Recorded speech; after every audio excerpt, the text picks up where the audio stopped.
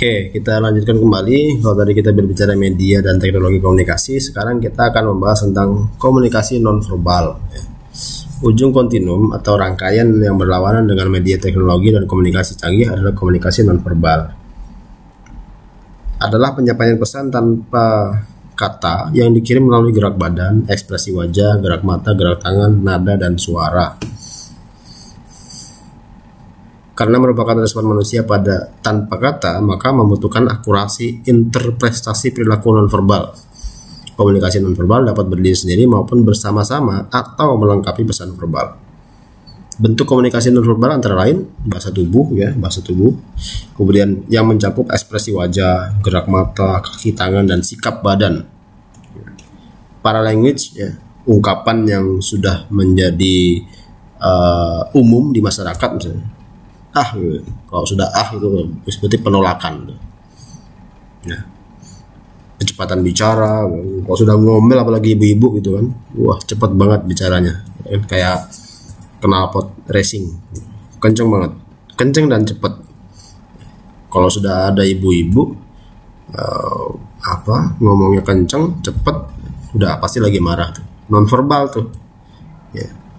Apalagi nada suaranya tinggi tuh. Nih nada suara tinggi, ngomongnya cepet sambil ketawa gitu, gila itu. Ya, ini merupakan komunikasi nonverbal. Fungsinya sekarang, fungsi komunikasi nonverbal yang pertama repetisi, yaitu meyakinkan apa yang diucapkan. Misalnya setelah mengatakan penolakan sambil geleng-geleng kepala gitu, enggak sambil geleng, berarti enggaknya sebetulnya sudah mengkonfirmasi mengkonfirmasi feedback komunikasi kita, tapi diyakinkan lagi dengan body language-nya, ya, bahasa tubuhnya. Atau ada yang kalian ngomong enggak tapi sambil ngangguk gitu, itu perlu dicek, itu kabel-kabelnya takutnya putus gitu kan. Kalau enggak pasti sambil geleng. Kemudian substitusi yaitu menggantikan lambang-lambang verbal. Ya tadi misalnya nggak ngomong enggak tapi geleng aja gitu, atau nggak ngangguk, nggak bilang iya tapi ngangguk. Nih, menunjukkan persetujuan dengan menganggukkan kepala gitu. Cuman ya sebisa mungkin harus dikombinasi lah antara verbal dan nonverbal gitu. Jangan cuma nonverbal aja, nanti dikira kalian bisu atau dikira lagi marahan gitu kan. Kalau ditanya udah makan belum, ya jawab lah gitu. Udah gitu kan. Atau sambil ngangguk, udah. Jangan udah atau cuma ngangguk doang atau geleng doang gitu kan. Disempurnakan lah, proses komunikasi itu akan tersampaikan dengan baik ketika feedback yang kita harapkan itu juga sesuai dengan apa maunya kita. Kita sudah tahu feedbacknya tapi tidak sempurna bagaimana dia menyampaikan feedbacknya, itu akan menimbulkan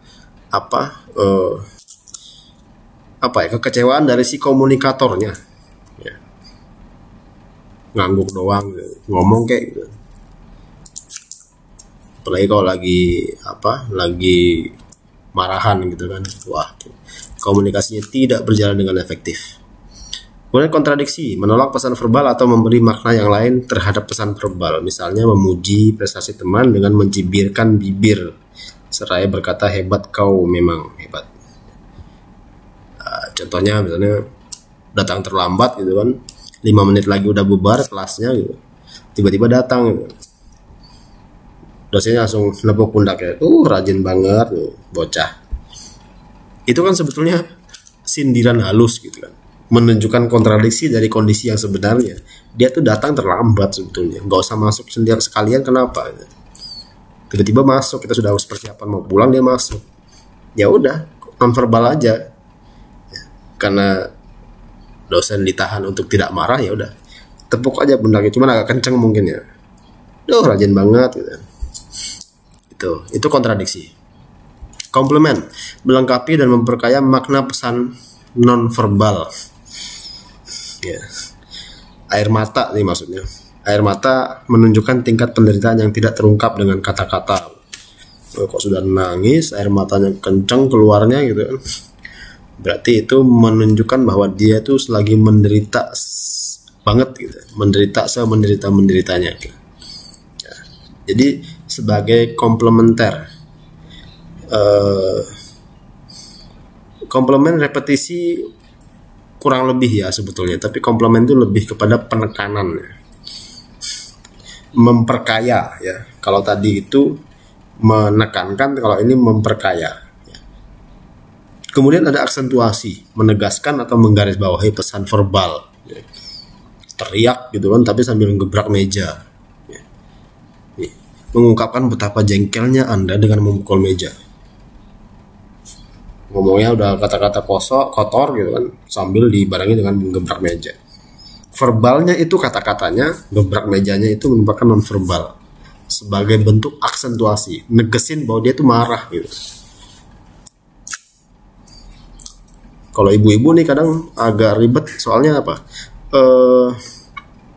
Non-verbalnya nggak dipakai, kadang kelupaan, ngomongnya doang kenceng, ya, ribut gitu kan, cepet ngomongnya, tapi sambil beres-beres rumah gitu kan. Beda sama laki-laki. Kalau laki-laki misalnya ketika dia marah gitu,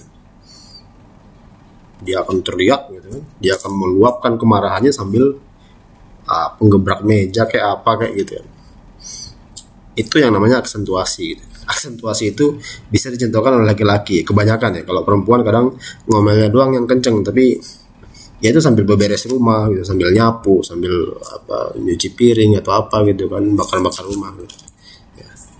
Itu fungsi dari komunikasi nonverbal. Nah, kenapa kita belajar tentang komunikasi? Bahwa dalam proses bisnis itu biasanya komunikasi, terutama yang verbal dan nonverbal ini, akan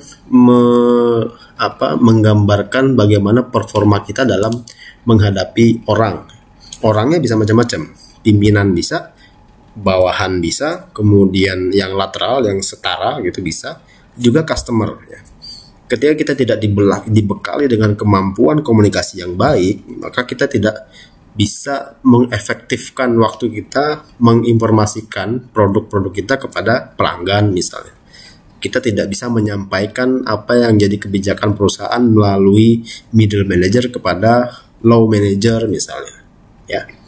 Jadi fungsi komunikasi ini juga penting untuk kita lakukan sebagai bentuk implementasi kita dalam bekerja. Karena kerja pasti butuh komunikasi. Komunikasi yang baik juga dibutuhkan oleh saya selaku pengajar begitu kan. Gimana caranya supaya apa yang ingin saya sampaikan itu bisa tersampaikan dengan baik melalui berbagai macam media yang saya pikir sederhana tapi efektif gitu ya. Dan ini menjadi PR besar buat kita semua ya, tidak hanya dalam proses bisnis, proses kehidupan sehari-hari juga sama gitu kan. Tapi karena kita lagi ngomongin bisnis ya, maka implementasinya lebih ke arah bisnis gitu ya. Oke, ini nonverbal ya. Verbal tadi melalui kata-kata, nonverbal merupakan body language, para language ya. Kemudian ada tadi body language, bahasa tubuh gitu ya.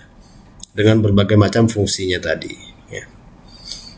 Apalagi kalau kita lagi jualan obat gitu, kita lagi ngomongin bisnis ya, bisnis obat aja sudah gitu. Bisnis obat itu selain kita yakinkan dengan kata-kata, juga kita bekali dengan kemampuan komunikasi nonverbal melalui praktek pengobatan. Kita demokan di situ bagaimana bisa itu orang hidup lagi setelah mati sekian tahun dengan menggunakan obat ini gitu misalnya. Gitu kan. Itu kan cara-cara kita untuk mempromosikan melalui komunikasi, melalui proses komunikasi ya. Oke. Yang berikutnya juga nonverbal ini bisa kita gunakan sebagai media untuk mengikat ya. Banyak orang yang tidak respect dengan kata-katanya, tapi respect dengan kelakuannya. Nah, kelakuannya itu kan bisa dilihat dari bahasa tubuhnya gitu, nonverbalnya gitu. Bagaimana dia bersikap ya, ketika dia ngomong sama pimpinan dengan sedikit menundukkan badan gitu kan. Ketika dia berhadapan dengan bawahan dia membusungkan tapi wibawa gitu ya, bukan ini gue sebagai seorang pemimpin gitu, nggak seperti itu ya maksudnya.